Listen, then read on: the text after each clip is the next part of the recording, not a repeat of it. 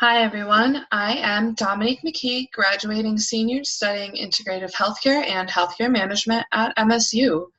For my research, I wanted to examine the ways that lifestyle medicine could be used to improve nutrition for youth, not only during their meals, but to support whole health and academic performance. To do this, we first look at the recommended nutrition guidelines provided by the American Academy of Pediatrics and the National School Lunch Program. Next, the growing health concerns of obesity, hypertension, and ADHD are presented in relation to dietary connections. Then, studies are offered that promote the integration of lifestyle medicine pillars of physical activity, social connections, and mindfulness with stress reduction to improve the nutritional quality and academic success for children. The American Academy of Pediatrics recommends that children aged 4 to 8 consume 1,200 to 1,400 calories a day, 20 to 35% of which are from fat. Less than 1,900 milligrams of sodium a day, 2 cups of dairy, 3 to 4 ounces of meat, 1.5 cups of fruit, 1 cup of vegetables, and 4 to 5 ounces of grains. For 9 to 13-year-olds, the recommended daily calories is 1,600 to 1,800 calories, 25 to 35 of which is from fat, 3 cups of dairy, 5 ounces of meat or beans, 1.5 cups of fruit, 2 to 2.5 cups of vegetables, and 5 to 6 ounces of grains. The National School Lunch Program is the federal organization that creates the parameters that all meals served from a public school must adhere to. In 2018, the NSLP served over 4.8 billion lunches for school-aged children. For children in grades kindergarten through 5th grade, they serve a minimum of 3/4 cups of vegetables a day, a half cup of fruit, and a minimum of 1 ounce of whole grains and meats with an ounce of milk. One of the largest problems we are currently seeing in relation to childhood health and nutrition is the rise of obesity. The World Health Organization notes that in 2016, there were over 41 million children under the age of 5 who were determined to be obese or overweight, naming it the most pressing public health concern of the 21st century. It is also noted that by the World Health Organization that the primary cause of the growing epidemic is due to energy-dense foods that are rich in fats and sugar but low in micronutrients and essential vitamins. It is discussed here that the children who experience childhood obesity are more likely to develop non-communicable diseases later in life and have a shortened lifespan. In 2018, researcher Elk Wool examined an immediate effect of childhood obesity, and that is the prevalence of hypertension. By evaluating the relevant research from the past 3 decades, she was able to conclusively determine that adolescent weight gain accounted for 75% of the risk of developing primary hypertension. Further, it was determined that there was an undeniable association between primary hypertension in youth and morbidity and mortality. The rate of diagnosis of attention deficit hyperactive disorder is also on the rise and growing concern for youth. In 2018, Ruckledge, Taylor, and Johnstone clinically evaluated the effects of food on ADHD.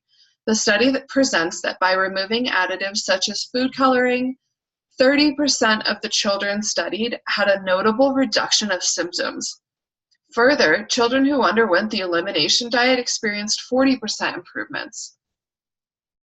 Last, the study noted that while modifying sugar intake did not significantly affect measurable symptoms, there was a discovery that less than 15% of the children diagnosed with ADHD consumed the recommended amount of daily sugar or less. The combined results led Ruckledge et al. To conclude that there is not just one nutrition-based attribution to ADHD, but the diet can significantly impact how much a child is affected by the condition. The last consequence of compromised youth nutrition discussed in this research is the correlation between nutrition and academic success. In 2017, Fott et al. Performed a study across the state of Pennsylvania to examine the academic success of students in relation to their dietary habits. What they found, regardless of other factors such as income or race, was that students who regularly ate breakfast and who ate fruits and vegetables daily had better academic performance than peers in the same demographic. Interestingly, though, this is not all they uncovered.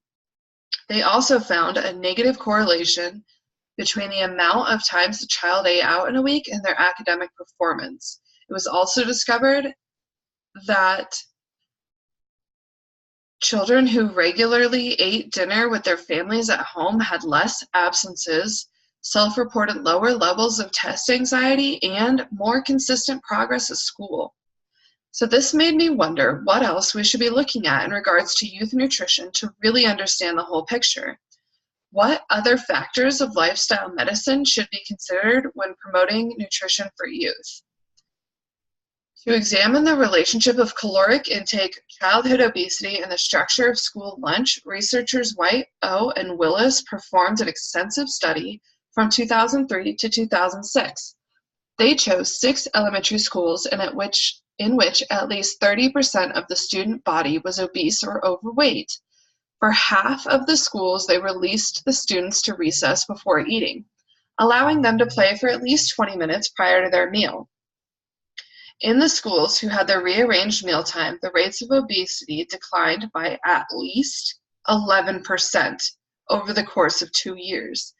The schools where the structure of lunch was not changed reported a slight increase in the percentage of children who were obese or overweight.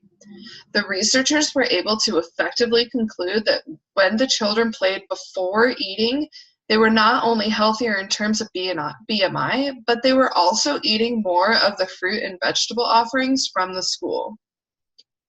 Another idea on how to approach school lunch that expands beyond just what children eat is presented by Cohen et al.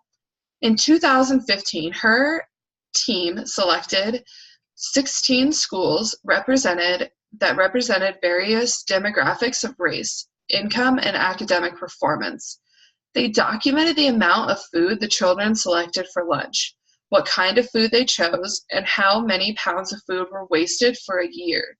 The second year of the study, in half of the schools, they increased the sitting time during lunch to be at least 25 minutes. What they found was that when the children had more time to eat, they took more of the offered fruits and vegetables and took water more frequently. The amount of food waste in these schools was also decreased by almost 20%. With this, Cohen et al. Show that by increasing school lunchtime, children will not only select healthier foods, but they will also eat more of their food. One last facet to present for consideration here is offered by researcher Shang-Xia Chung. She wanted to know if incorporating meditation into a school routine would have a positive impact on the academic performance of children. She divided 80 schools into 4 groups. One group meditated upon arrival to class in the morning, one group meditated before lunch, one group meditated after lunch, and one group observed no meditation time. The meditations were pre-recorded visualizations that were played in the individual classrooms and lasted 10 minutes. Of the groups who participated in the meditations, those who had them before lunch reported negligible improvements in testing and completed assignments. The morning group had a notable improvement in weekly tests, but did not significantly improve in regards to work completed in class.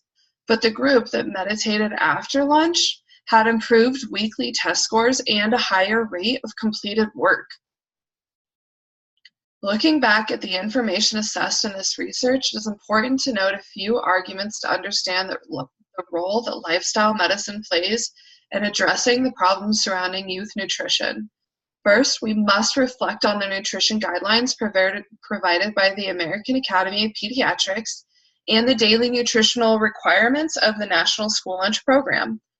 Both authorities offer the recommended amounts of foods and kinds of foods that the children should be eating, but do nothing to support the structure of a healthy meal for a child. Now, we see that childhood obesity is rising to devastating rates and is threatening to significantly reduce the lifespan of children who fall into the obese category for body mass index. A diet free of food colorings that is minimally processed is shown to reduce the effects of ADHD and improve mental health. Academic performance is positively impacted by eating breakfast and daily fruits and vegetables.